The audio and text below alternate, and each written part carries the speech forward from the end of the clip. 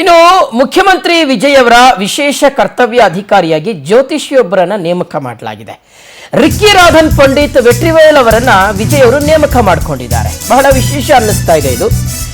CM Vijay ಅವರು ವಿಶೇಷ ಕರ್ತವ್ಯ ಅಧಿಕಾರಿಯಾಗಿ ಒಬ್ಬ ಜ್ಯೋತಿಷ್ಯನ ನೇಮಕ ಮಾಡಿಕೊಂಡಿದ್ದಾರೆ. ಅವರ ಹೆಸರು ರಿಕ್ಕಿ ರಾಧನ್ ಪಂಡಿತ್ ವೆಟ್ರಿವೇಲ್ ಅಂತ.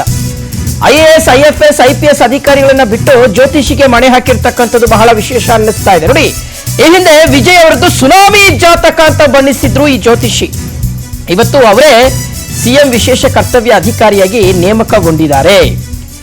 ತಳಪತಿ ವಿಜಯ್ ಅವರ ವೈಯಕ್ತಿಕ, ಆಧ್ಯಾತ್ಮಿಕ ಮತ್ತು ಜ್ಯೋತಿಷ್ಯ ಸಲಹೆಗಾರ ಈ ಪಂಡಿತ್ ವೆಟ್ರಿವೇಲ್ ಅವರು. ವಿಜಯ್ ಅವರ ಜಾತಕ ಅಸಾಧಾರಣ ಮತ್ತು ಸುನಾಮಿ ಜಾತಕ ಅಂತ ಬಣ್ಣಿಸಿದ್ರು. ಜೊತೆಗೆ ರಾಜಕೀಯದಲ್ಲಿ ಬೃಹತ್ ಮಟ್ಟಕ್ಕೆ ಬೆಳೀತಾರೆ ಅಂತಾನೂ ಹೇಳಿದ್ರು. ಮತ ಎಣಿಕೆ ನಡೆಯುವಾಗಲೇ ವಿಜಯ್ ನಿವಾಸಕ್ಕೆ ಬಂದು ಹೂಗುಚ್ಛವನ್ನು ಸಹ ಕೊಟ್ಟಿದ್ರು. ನೋಡಿ, ಇವರೇ ವೆಟ್ರಿವೇಲ್, ಪಂಡಿತ್ ವೆಟ್ರಿವೇಲ್ ಇವರು. ಆದೇಶ ಪತ್ರಕ್ಕೆ ಸರ್ಕಾರದ ಪ್ರಧಾನ ಕಾರ್ಯದರ್ಶಿ ರೀಟಾ ಹರೀಶ್ ಠಕ್ಕರ್ ಅವರು ಸಹಿ ಹಾಕಿದ್ದಾರೆ. ರಾಜಕೀಯದಲ್ಲಿ ವಿಜಯ್ ಅವರು ಬೃಹತ್ ಮಟ್ಟಕ್ಕೆ ಬೆಳೀತಾರೆ ಅಂತ ಭವಿಷ್ಯವನ್ನ ನುಡಿದಿದ್ದಾರೆ. ಹಾಗೆ ನೋಡಿದ್ರೆ ವಿಜಯ್ ಅವರು ಈ ದ್ರಾವಿಡ ಸಿದ್ಧಾಂತದ ಮೊರೆ ಹೋಗ್ತಾರೆ ಅಂತ ಎಲ್ಲರೂ ಅನ್ಕೊಂಡಿದ್ರು. ಆದ್ರೆ ನೀವು ತಾವು ಗಮನಿಸ್ತಾ ಇರ್ಬೋದು, ರಾಜ್ಯಪಾಲರನ್ನ ಭೇಟಿಯಾದಂತ ಸಂದರ್ಭದಿಂದ ಹಿಡಿದು ಪ್ರಮಾಣ ವಚನ ಸ್ವೀಕರಿಸುವಂತಹ ಸಂದರ್ಭದವರೆಗೂ ಸಹ ಹಣೆಯಲ್ಲಿ ಕುಂಕುಮವನ್ನೇ ಇಟ್ಟುಕೊಂಡು ಬಂದಿದ್ರು ವಿಜಯ್ ಅವರು. Stalin can lose, Udayadi can win border. Our sir only one leader, our Talaivar, our chief minister is the only one leader in South India, in India, to attract crowd without paying them. Only one charismatic leader in the country today living. That is our sir. Non-stop another 50 years, across his 50 years of age. Maybe chief minister, they are other than that, more than that. No failure in his life, brother. I am saying in both the way, practically and theoretically. I told you maybe to you only 1 week before. ಬಗ್ಗೆ ವಿಶ್ಲೇಷಣೆ ಮಾಡ್ತಾರೆ ನಮ್ಮ ಪ್ರತಿನಿಧಿ ರೂಪೇಶ್. ಈಗ live ಅಲ್ಲಿ connect ಆಗ್ತಾ ಇರತಕ್ಕಂಥದ್ದು. ರೂಪೇಶ್, ವಿಜಯ್ ಅವರು ಈ ಹಿಂದೆ ಚುನಾವಣೆಯ ಪ್ರಚಾರದ ಸಂದರ್ಭದಲ್ಲಿ ಪೆರಿಯಾರ್ ಅವರ ವಿಚಾರಗಳನ್ನ ಪ್ರಸ್ತಾಪ ಮಾಡಿದಂಥದ್ದಾಗಿರ್ಬಹುದು, ಅಥವಾ ಎಡಪಂಥೀಯ ಸಿದ್ಧಾಂತಗಳನ್ನ ಅವರು ಉಲ್ಲೇಖ ಮಾಡಿದಂಥದ್ದಾಗಿರ್ಬೋದು. ಎಲ್ಲ ಒಂದು ಕಡೆ ಇದ್ದಂಥದ್ದೇನು ಅಂದ್ರೆ ಇದು ಮತ್ತೊಂದು ದ್ರಾವಿಡ ಪಕ್ಷ ಆಗುತ್ತೆ ಅನ್ನೋ ಒಂದು ಆತಂಕ ಅಲ್ಲ, ಬಟ್ ಆ ರೀತಿಯಂತ ಒಂದು ಪ್ರಶ್ನೆ ಇತ್ತು.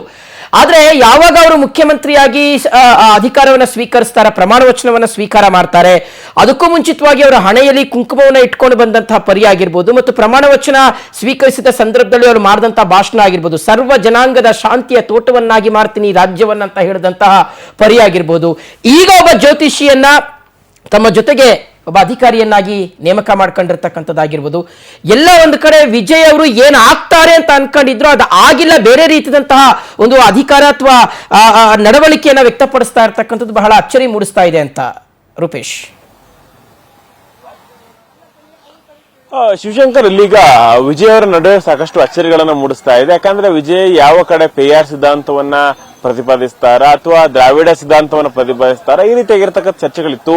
ಯಾಕಂತ ಹೇಳಿದ್ರೆ ಒಟ್ಟಾರೆಗೆ 6 ದಶಕಗಳ ಕಾಲ ಅಥವಾ 5-6 ವರ್ಷಗಳ ಕಾಲ ಪೆರಿಯಾರ್ ಅಥವಾ ದ್ರಾವಿಡ ಸಿದ್ಧಾಂತದ ಪಕ್ಷಗಳೇ ಅಲ್ಲಿ ತಮಿಳುನಾಡು ಅಧಿಕಾರಕ್ಕೆ ಬಂದಿತ್ತು. ಹೀಗಾಗಿ ಇಲ್ಲಿಗ ಟಿವಿಕೆ ಯಾವ ಕಡೆ ಅಥವಾ ವಿಜಯ್ ಯಾವ ಕಡೆ ವಾಲ್ತಾರೆ ಅನ್ನೋದು ಬಹುಮುಖವಾಗಿರ್ತಕ್ಕಂಥ ಪ್ರಶ್ನೆ ಆಗಿತ್ತು. ಅದೇ ರೀತಿಯಾಗಿ ಈಗ ಸನಾತನ ಧರ್ಮವನ್ನೇ ಈಗ ತೆಗೆದುಹಾಕಬೇಕು, ಅದನ್ನ ಅಳಿಸಿ ಬಿಡಬೇಕು ಅಂತೇಳಿ ಈ DMKಯ ಒಂದಿಷ್ಟು ಜನ ಹೇಳ್ತಾ ಇರ್ಬೇಕಾದ್ರೆ ಇಲ್ಲಿ ವಿಜಯ್ ಅವರು ಯಾವ ಕಡೆ ವಾಲ್ತಾರೆ ಅನ್ನೋದು ಬಹುಮುಖ್ಯ ಪ್ರಶ್ನೆ ಆಗಿತ್ತಲ್ಲ.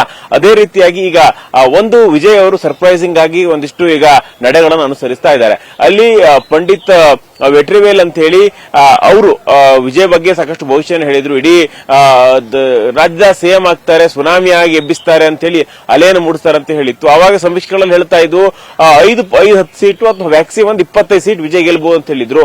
ಆದ್ರೆ ಈ ಪಂಡಿತ್ ಏನು ಈ ವೆಟ್ರಿವೇಲ್ ಇದಾರಲ್ಲ, ಅವರು ಏನ್ ಹೇಳಿದ್ದಂತ ಹೇಳಿದ್ರೆ ಒಟ್ಟು ವಿಜಯ್ ಅವರು 140 ಸೀಟರು ಕೂಡ ಗೆಲ್ಲಬಹುದು ಅನ್ನುವಂಥದ್ದನ್ನ ಜ್ಯೋತಿಷಿ ಪ್ರಕಾರವಾಗಿ ಹೇಳಿದ್ರು. ಹೀಗಾಗಿ ವಿಜಯ್ ಅವರಿಗೆ ಭವಿಷ್ಯ ನುಡಿದಿರುವಂತ ಕಾರಣ ಸಾಕಷ್ಟು ಚರ್ಚೆ ಆಗಿತ್ತು. ಹೌದು, ಆಗತ್ತಾ ಇಷ್ಟರ ಸೀಟ್ ಗೆಲ್ಲಿಕ್ ಸಾಧ್ಯನಾ ಅಂತ ಹೇಳಿ. ಅದಾದ ಬಳಿಕ ಚುನಾವಣೆ ರಿಸಲ್ಟ್ ಬರ್ತಾ ಇದ್ದಂತೆ 100-120 ಬಹುಮತ ಆ ಮಟ್ಟಿಗೆ ಲೀಡ್ಗಳು ಪಡ್ಕೊಳ್ತಾ ಇದ್ದಂತೆ ವಿಜಯ್ ಅವರ ಮನೆಗೆ ಬಂದು ವೆಟ್ರಿವೇಲ್ ಒಂದು ಮಾತನ್ನು ಹೇಳಿದ್ರು. ನಾನು ಹಿಂದೆ ಹೇಳಿದ್ನಲ್ವಾ, ಆತರ ಆಗ್ತಾ ಇದೆ ಅಂತ ಹೇಳಿದ್ರು. ಹೀಗಾಗಿ ತಮಿಳುನಾಡಲ್ಲಿ ಜ್ಯೋತಿಷಿ ಇವರು ಹೊಸಬರಲ್ಲ, ಜಯಲಲಿತಾ ಕೂಡ ಇವ್ರ ಬಳಿ ಭವಿಷ್ಯವನ್ನ ಕೇಳ್ತಾ ಇದ್ರು ಅಂತ ಹೇಳಿ. ಹೀಗಾಗಿ ಅವರು ಬಹುಮತವನ್ನ ಸಾಧಿಸಿರುವಂತಹ ಹಿನ್ನೆಲೆ ಅಂದ್ರೆ ಈಗ ಸಾಕಷ್ಟು ಪ್ರಚಂಡ ಜಯ ಆಗಿದೆ. ಅದೇ ರೀತಿಯಾಗಿ ವಿಜಯ್ ಅವರು ಸಿಎಂ ಆಗಿದ್ದಾರೆ. ಹೀಗಾಗಿ ಜ್ಯೋತಿಷಿ ಈಗ ವೆಟ್ರಿವೇಲ್ ವೆಟ್ರಿವೇಲ್ ಅವರಿಗೆ ಈಗ OST ಆಗಿ ನೇಮಕವನ್ನ ಮಾಡಿ ಆದೇಶವನ್ನು ಹೊರಡಿಸಲಾಗಿದೆ. ಹೀಗಾಗಿ ಈಗ ಮೊದಲನೇದಾಗಿ ಈಗ ಒಂದು ಕಡೆ ಪ್ರಶ್ನೆಗಳು ಬರುತ್ತೆ, ಯಾಕಂತ ಹೇಳಿದ್ರೆ ಟಿವಿಕೆ ಪಕ್ಷ ಯಾವ ಕಡೆ ಬೆಂಬಲಿಸುತ್ತೆ, ಯಾವ ಒಂದು ಹಾದಿಯಲ್ಲಿ ಸಾಗುತ್ತೆ ಅಂತ ಹೇಳಿ. ಆದ್ರೆ ಈಗ DMK ಅಷ್ಟು ಎಡಪಂಥೀಯ ಅಥವಾ ಈ ದ್ರಾವಿಡ ವಿಚಾರಧಾರೆಯತ್ತ ವಾಲ್ತಾ ಇಲ್ಲ. ಅವರೆಲ್ಲರೂ ಕೂಡ ಒಂದು ರೈಟ್ ವಿಂಗ್ ಅಲ್ಲೇ ರಾಜಕೀಯ ನಡೆಸಬಹುದಾ ವಿಜಯ ಅನ್ನುವಂಥದ್ದಕ್ಕೆ ಇದೆಲ್ಲವೂ ಕೂಡ ಸಾಕ್ಷಿ ಆಗ್ತಾ ಇದೆ. ಜ್ಯೋತಿಷಿ ಒಬ್ಬರನ್ನ ಪಕ್ಕದಲ್ಲಿ ಇಟ್ಕೊಂಡು OSD ಅನ್ನಾಗಿ ನೇಮಕ ಮಾಡಿದ್ದಾರೆ. ಇವೆಲ್ಲವೂ ಕೂಡ ಒಂದು ಅಚ್ಚರಿಗಿಂತ ಹೆಚ್ಚು ಏನು ಸಿದ್ಧಾಂತ ಅಂತ ಹೇಳಿ ಎಲ್ಲ ಆಗ್ತಾ ಇತ್ತಲ್ಲ, ಒಂದು ಕ್ಲಾರಿಟಿ ಸಿಗ್ಲಿಕ್ಕೆ, ತಮಿಳುನಾಡು ಜನಕ್ಕೆ ಒಂದು ಕ್ಲಾರಿಟಿ ಸಿಗ್ಲಿಕ್ಕೆ ಸಹಾಯಕ ಆಗಿದೆ. ಹೀಗಾಗಿ ಈಗ ಆದೇಶವನ್ನು ಹೊರಡಿಸಿದ್ದಾರೆ. ಈ ಆದೇಶದ ಬೆನ್ನಲ್ಲೇ ಒಂದಿಷ್ಟು ಕುತೂಹಲ ಮೂಡಿಸ್ತಾ ಇದೆ, ಮತ್ತೆ ಮುಂದಿನ ನಡೆ ಯಾವ ರೀತಿಯಾಗಿ ಇರಬಹುದು ಅಂತ ಹೇಳಿ. ಹೀಗಾಗಿ ತಮಿಳುನಾಡು ರಾಜಕೀಯದಲ್ಲಿ ಈಗ ಚರ್ಚೆ ಆಗ್ತಿರ್ತಕ್ಕಂಥದ್ದು ಈ ಒಂದು OST ನೇಮಕ ಇದೆಯಲ್ಲ, ಇವೆಲ್ಲವೂ ಕೂಡ ಸಾಕಷ್ಟು ಒಂದು ಚರ್ಚೆಯನ್ನು ಹುಟ್ಟು ಹಾಕ್ತಾ ಇದೆ. ಶಿವಶಂಕರ್. ರೂಪೇಶ್, ಥ್ಯಾಂಕ್ ಯು ತಮ್ಮೆಲ್ಲ ಡೀಟೇಲ್ಸ್ಗಾಗಿ.